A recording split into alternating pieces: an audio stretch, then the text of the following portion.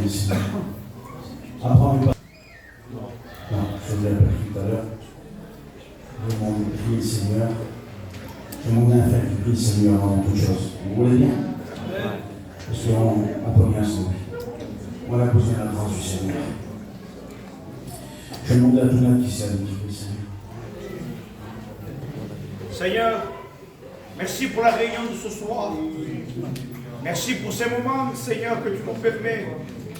Seigneur, dans la simplicité de ton messager ce soir, Seigneur, dispose les cœurs. Seigneur, que toute agitation, que tout trouble soit lié dans le nom de Jésus. Permets que les cœurs soient disposés, Seigneur, à la semence de ta parole, Seigneur. Oui, que ta parole ce soir puisse pénétrer dans les cœurs. Ce soir, sauve les âmes. Que les âmes des ténèbres ce soir passent à la lumière. Oui, que de la mort à la vie. Merci, Seigneur. Amen. Amen. Gloire au Seigneur. Je voudrais ce soir me laisser conduire par le Saint-Esprit. Béni soit le Seigneur. J'aimerais que le Seigneur prenne toute la place. J'aimerais lui faire confiance. J'aimerais m'abandonner. J'aimerais ce soir m'immoler dans ses mains et que lui prenne la place pour vous bénir. Parce que c'est ce que nous avons besoin. Nous avons besoin de cela. Vous savez, parfois, prédicateur, avant la prédication dans les champs, bien des fois, mes frères vont comprendre ce que je dis, il y a un grand combat en nous. Souvent, hein? Il y a un grand combat. Parce qu'il y a aussi la chair là, qui est incrédule. Il y a la chair qui doute. On voudrait faire confiance au papier écrit. Et Dieu nous dit, fais confiance à mon esprit. J'aimerais lui faire confiance ce soir. Dieu mettait un mot sur mon cœur. Je vais dire un mot que Dieu me dit de vous dire. Et on se laisse diriger par cet esprit. Amen. Amen. Dieu veut bénir ta maison. Amen. Dieu veut bénir tes enfants. Dieu veut bénir ton petit foyer. Dieu veut agir chez toi. Dieu ne veut pas que tu craignes. Dieu ne veut pas que tu aies peur. Dieu veut te donner la solution ce soir. Il y a une seule solution, c'est le sang. Amen. C'est le sang de Jésus. Le sang du Seigneur. J'aimerais vous présenter ce soir l'homme agneau. L'homme agneau. Dans Exode chapitre 12, il nous est présenté un agneau. Mais il y a quelque chose de particulier dans ce texte. Écoutez bien cela. En parlant des êtres humains, on dit un homme et une femme. Mais pour des animaux, on dit un mâle et une femelle. Vous êtes d'accord avec cela? C'est la logique. Mais dans Exode 12, il y a une grande prophétie. Dieu va parler à Moïse d'une manière particulière, venant annoncer celui qui devait venir. Il va dire, dans Exode 12, tu prendras un agneau mâle. Mais si vous lisez la langue de la Bible, littérale, il est marqué Char-Ish. Alors ça veut dire quoi ça? En hébreu, pour dire une femme, on dit Isha. Et pour dire homme, on dit Ish.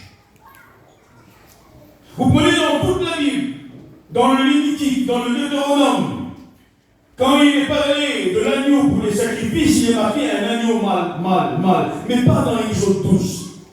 Dans Exode 12, il dit qui tu prendras Char-Ish. Tu prendras l'homme agneau. C'est quand même quelque chose de particulier. Là, Dieu vient annoncer celui qui devait venir. Ce n'était pas le sang d'un animal qu'il fallait. Il fallait quelque chose de plus puissant, quelque chose de plus grand pour apaiser la justice de Dieu. Et un jour, cette prophétie va être accomplie dans 1 Jean chapitre 1, verset verset 29, là, Jean-Baptiste va voir arriver au milieu d'un grand peuple là, qui était assemblé devant lui.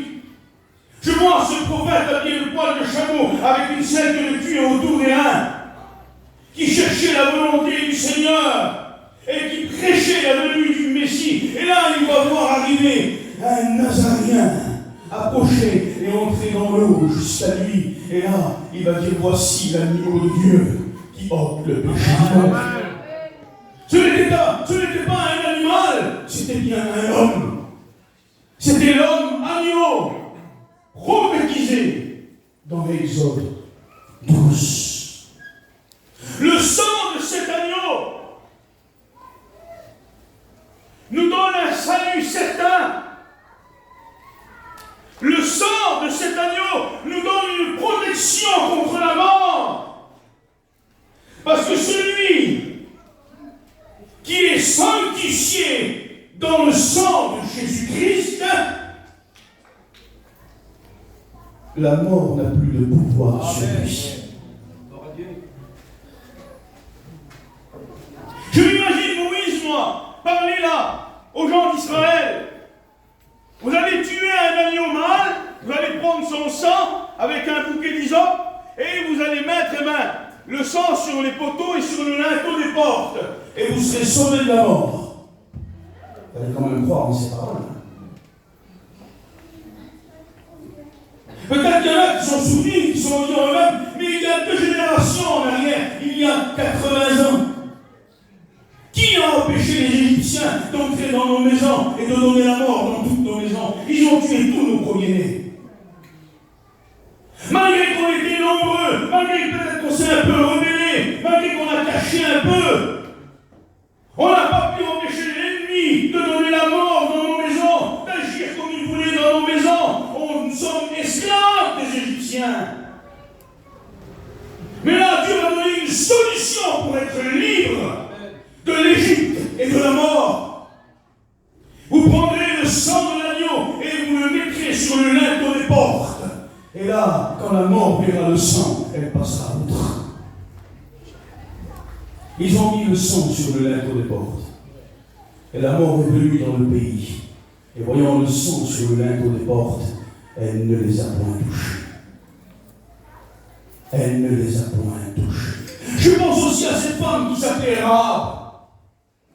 Elle était dans la ville de Jéricho, que Dieu avait voué à interdit. Et j'aimerais vous dire que ce monde est voué à l'interdit. Bientôt, le jugement et la destruction vont s'abattre sur le monde impie. Celui qui doit revenir revient avec sa rétribution, donnant à chacun selon ses œuvres. Et ce qui est caché dans les ténèbres paraîtra à la lumière du jour. Le péché aura son salaire et il s'appelle la mort. Et Jéricho est tombé sous le coup, sous le jugement de Dieu. Et voilà que les espions vont entrer là, des hommes de Juda. Dans la ville de Jéricho, c'est quand même significatif. C'est des hommes de Juda qui viennent là et qui vont donner la solution pour être sauvés à cette femme. Avec un fil cramoisi, le rouge qui représente le sang. Et le Seigneur descend de la tribu de Juda. Ce qui vient aussi nous typifier que ce qui nous sauverait, c'est le sang qui coule de la tribu de Juda, le Seigneur Jésus-Christ. Ils vont entrer dans cette ville-là. Et là, il est écrit qu'ils vont être cachés par une femme de mauvaise vie, qui ne méritait rien. Sa maison ne méritait pas d'être sauvée, mais elle a eu la foi, cette femme. Là, il est écrit que les hommes de Juda vont lui donner un fil cramoisi, couleur rouge. Et on dit que tu le mettras à ta fenêtre, sous ta porte. Là. Et quand nous verrons le fil là, nous ne détruirons point ta maison. Elle demeurera. Il fallait qu'elle reste sanctifiée derrière le fil cramoisi là, qui représente le sang. Alors j'imagine Rahab là. Rahab, t'as vu celle qui t'a parlé dessus, voilà. Alors au puits, vas-y. Oh non, ça vaut pas le coup. Si je sors de la sanctification, je suis perdu, je reste derrière le fil cramoisi. Ah, oui, tu as vu là-bas, il y a quelque chose pour ta vie, il y a un travail qui est au bout de la vie là-bas, vas-y, il faut que tu prennes, ça va prendre beaucoup de temps. Non, ça ne vaut pas le coup, je reste sanctifié sanctifié derrière le sang. Ça va me prendre trop de temps, ça. S'il vient les hommes de Juda et que je suis en dehors de cette maison, je vais mourir. Ah, viens plaiser ta cause. Ah, sors avec nous. Il y a un grand mariage là-bas. Viens avec nous. On va rigoler, on va danser. Viens avec nous. Non, je ne peux pas. Je ne sais pas quand les hommes de Juda reviendront. Et toi, sais-tu quand il reviendra? Sais-tu quand le lion de Juda reviendra? Seras-tu sanctifié derrière le sang? Est-ce que ta vie est derrière le sang? Est-ce que le fil cramoisi est attaché à ta fenêtre et sur le linteau de tes portes? Si tu es en dehors, tu mourras avec le monde impie, comme Jéricho a été détruit, voué à l'interdit. Mais si comme Rahab, tu attends l'homme de Juda, derrière le fil cramoisi, ta maison va demeurer. Si comme le peuple d'Israël, tu restes sanctifié derrière le sang, la mort ne te touchera point, tu peux mourir dans ta maladie, mais aller au ciel. Parce que le sang donne la garantie de la vie éternelle. Amen. La garantie de la vie éternelle. Vous imaginez quel terrain? Cette femme-là, elle était à l'intérieur, elle entendait les hommes d'Israël passer. Elle entendait les autres à côté de sa maison à droite, la maison à gauche, la maison au-dessus. Sa maison était sur la muraille. Elle entendait qu'ils étaient en train de détruire, mettre le feu de partout. Elle entendait des cris, elle entendait là-bas autour d'elle. Elle se disait peut-être qu'ils vont pas penser à moi. Peut-être qu'ils vont entrer ici pour me tuer. Est-ce qu'ils vont tenir leur promesse? Et d'un coup, sa porte s'ouvre. Et ça, c'était les hommes de Juda.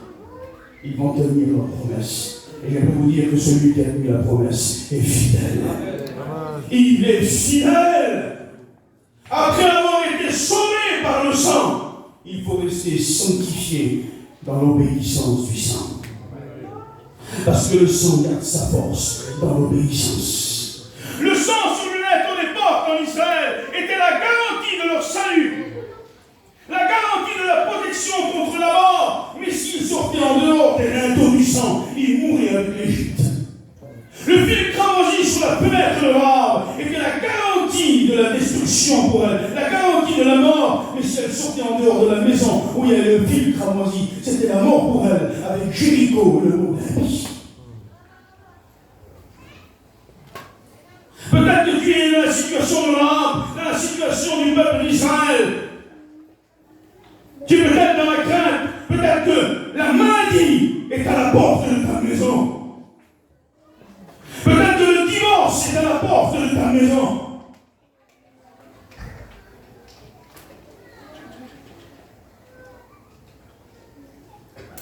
Mais le Seigneur te dit que si tu restes sanctifié derrière le sang, rien ne pourra t'atteindre.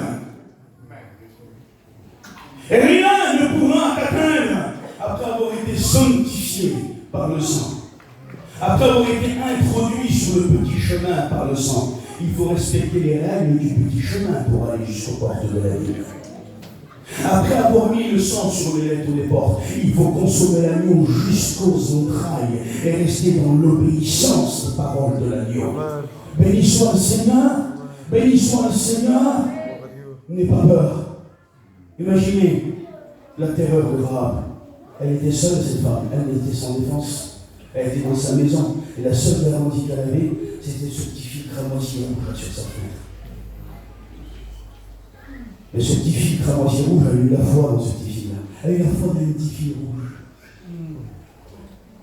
Et cette foi-là, Dieu lui a imputé la justice. Hébreux chapitre 11. Et vous savez, c'est qui cette femme? C'est devenu qui cette femme? Hein? C'est une ancêtre de Christ lui-même. De elle descend la descendance du Christ. Parce qu'un homme de Judas s'est marié avec elle, et de sa descendance est descendue la jeune Marie qui a enfanté le Seigneur Jésus-Christ.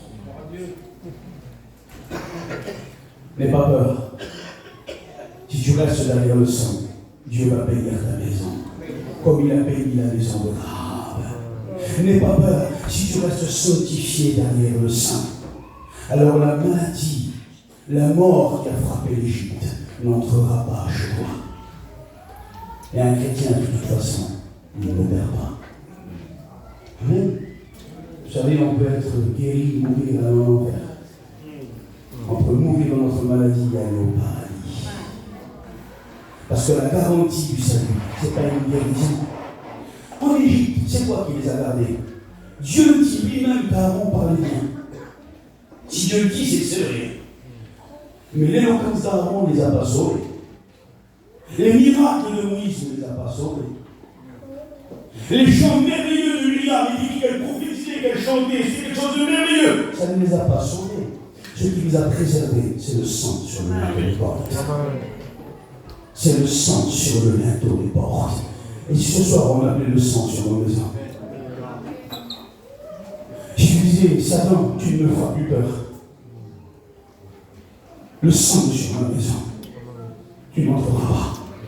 Je resterai sanctifié comme les enfants d'Israël en Égypte, Exode 12. Je resterai sanctifié comme Rahab dans la maison de Jéricho sur la muraille. Je vais avoir foi dans le sang comme elle a eu foi dans ce petit fil cramoisi. Je vais avoir foi dans le sang comme Israël a eu foi dans le sang sur le linteau des portes. Je veux rester sanctifié, sans rien dire, dans le silence. Je ne sais pas comment cela va se passer, mais je crois que Dieu me préservera. Dieu veut bénir ta maison.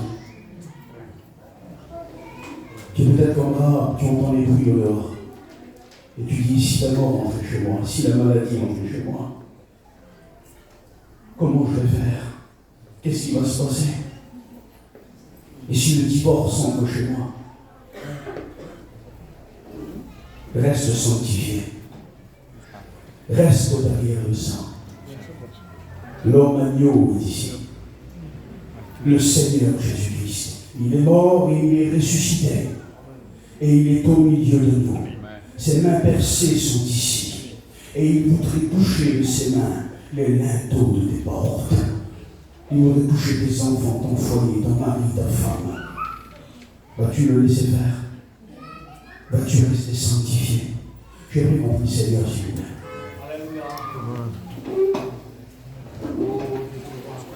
Écoutez, j'ai découvert le message avec vous ce soir. Le Seigneur ne voudrait pas que tu fasses. Imaginez la peur de Rahab. Elle était sans défense. Et s'ils ne tiennent pas sa parole? Et si ça ne marche pas? Et foi dans le sang. Elle a eu foi. Elle a eu foi dans ce petit fil cramoisi. Elle l'a attaché sur sa fenêtre. Elle est restée sanctifiée. Et il est écrit que l'homme de Judas a ouvert la porte. Il l'a pris. Il s'est marié avec elle. Et de sa descendance est sorti le Christ. Tu n'as pas idée ce que le Seigneur va faire avec ta maison. Il faut que tu restes sanctifié. Il faut que tu restes sanctifié. Dieu veut bénir tes enfants. Dieu veut bénir ton mari. Dieu veut bénir ta compagne. Dieu veut bénir ta famille. Il faut que tu restes sanctifié. Il faut que tu consommes l'agneau devant eux. Il faut que tu manges jusqu'aux entrailles devant eux. Et Dieu va les bénir. Amen. On prie le Seigneur ensemble. J'aimerais me laisser conduire par l'Esprit Saint ce soir. Vous voulez? Amen. Hein? On n'a pas besoin de belles réunions, on a besoin de bonnes réunions. Amen. Gloire au Seigneur. Écoutez, il y a vraiment des hommes qui élèvent des hôtels à l'humanité. Nous, on veut lui louer un hôtel au Christ. Alléluia. On veut que Jésus soit glorifié. Alléluia. Ça ne m'intéresse pas de vous dire qu'Isaac a bien prêché. Moi, je vous promets, ça ne m'intéresse pas. Ce qui m'intéresse, c'est qu'on est des petits frères et sœurs ensemble ici. Et il y en a qui ont besoin de Alléluia. Et le Seigneur, il va le faire ce soir. Parce que le Seigneur, il vous aime. Le Seigneur, il vous aime. J'aimerais te dire que le sang va stopper la maladie à l'entrée de ta porte. J'aimerais te dire que le sang va stopper la mort à l'entrée de ta porte. J'aimerais te dire que le sang va stopper la colère, la haine qui mène au divorce à l'entrée de ta porte. Il faut que tu vas sanctifier. J'aimerais chanter un cantique avec vous. Que celui qui a eu la crainte dans son cœur peut-être. Eh bien, prie Seigneur ce soir. Il dit Seigneur, je veux rester sanctifié.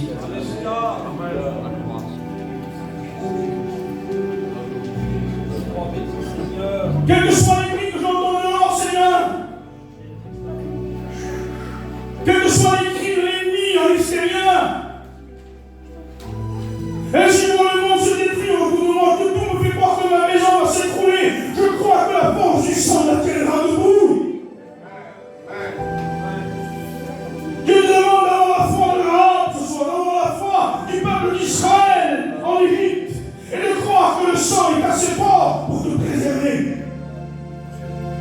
les allées de ta maison, les enfants de ton foyer.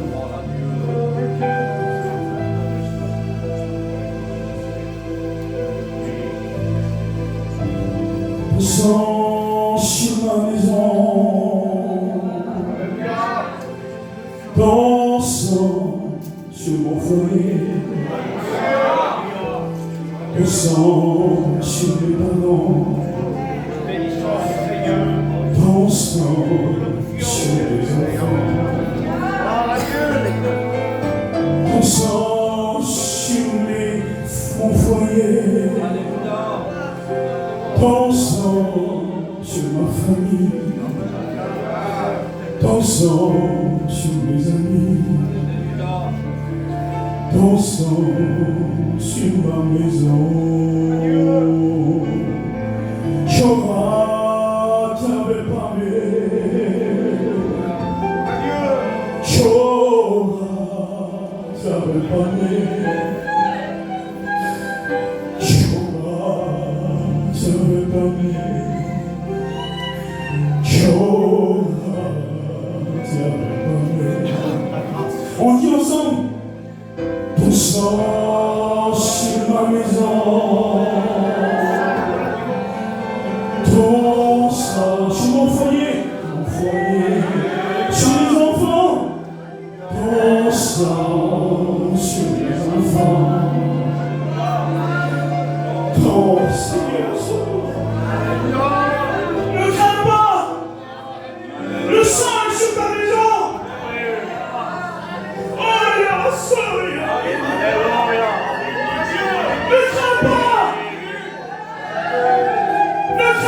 Le sang est sur ton foyer.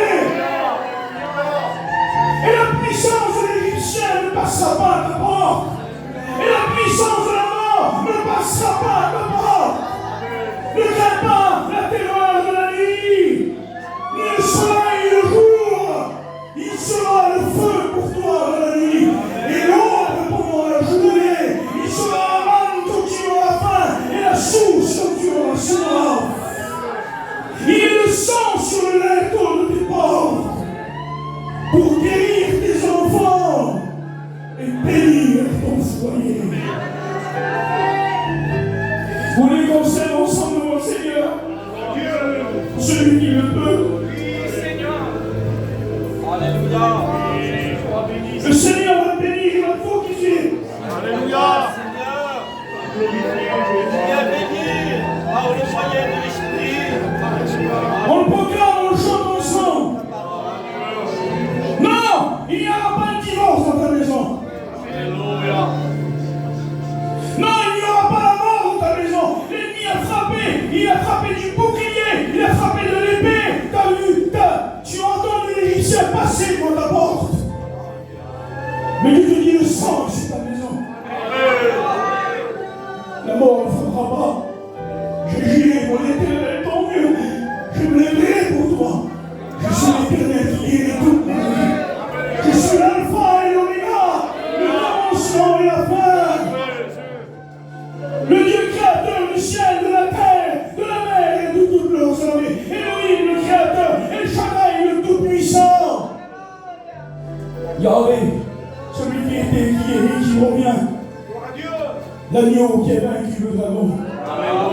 Le lion de la tribu de Judas qui vient et qui combat pour toi. Je suis avec toi, ne crains pas. De ma main percée, je touche l'être des portes de ta maison. Ne crains pas, et foi dans mon sang. Ta parole qui redonne des forces, Seigneur. Ton sang sur mon foyer. Ta parole qui relève le fer. Ton sang sur ma maison. Alléluia. Ton sang sur mes enfants. Ton sang sur ma parole. Alléluia. Chora, viens me parler. Chora, viens me parler. Et Chora, viens me parler. Chora, viens me parler.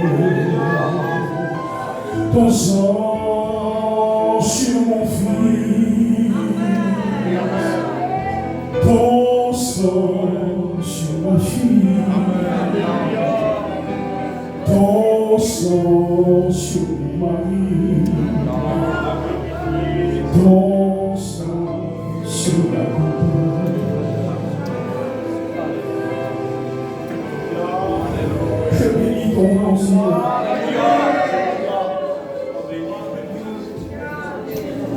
Je ne savais pas comment allait se dérouler cette réunion. Et je me laissais quand même conduire par l'Esprit. Je me laissais pousser pour le Seigneur en train de nous faire du bien. Je ne veux pas jouer de sentiments. Mais je crois que le Seigneur, il va agir. Et que le Seigneur, il va bénir. Je n'ai pas l'habitude de faire ce que je veux faire. J'ai mon cœur qui bat très fort en moi. Mais je dois avoir la simplicité de l'enfant ce soir. Amen. Vous voulez? Amen. On va soupçonner le mal, on va croire, Seigneur du Seigneur. Alléluia. On va être comme des petits. Parce qu'il est là, il veut nous bénir, Seigneur. Amen. Alléluia. Je ne savais pas que j'allais prêcher ça, je ne savais pas qui est là dans cette réunion, mais Dieu le sait, et je vais aller jusqu'au bout de la réunion. Amen. Alléluia. Et je sais que les paroles que je vais dire vont venir du Seigneur, mais je vais être obligé de citer un nom. Mais je vais aller jusqu'au bout.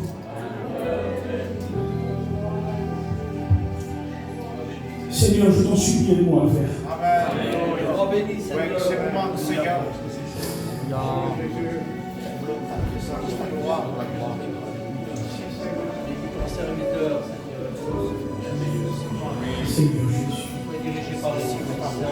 Rose, Dieu a entendu ta prière. Ne crains pas, sois comme Rahab. Abonne-toi à lui ce soir. Alléluia. Il a mis le fil cramoisi que tu as décidé de mettre sur le linteau de ta porte.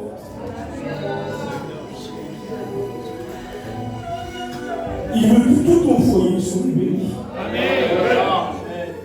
Ne crains pas la mort, ni la maladie, ni l'ombre du soir, parce qu'il préservera ta maison. J'aimerais que tu viens. On continue à prier Dieu. Gloire à Dieu. Gloire à Jésus. Alléluia. Personne n'est bien. Prochaine. Viens. Alléluia. Gloire à Dieu. Je vous le dis en vérité. Vous savez, dans la chair, des fois, on est fatigué. J'étais épuisé de mission. J'ai plus de force en moi. Et Dieu me dit, va là-bas. Je sais pas si c'est pour soigner. Écoutez, je vous fais voir le message, c'est pas ça. Dieu m'a dit, fais-moi confiance. Et Dieu m'a dit, c'est pour eux.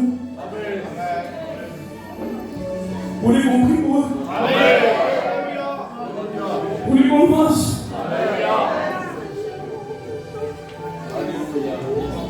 Faites-lui confiance simplement. Restez avec le sang. Et Dieu va bénir.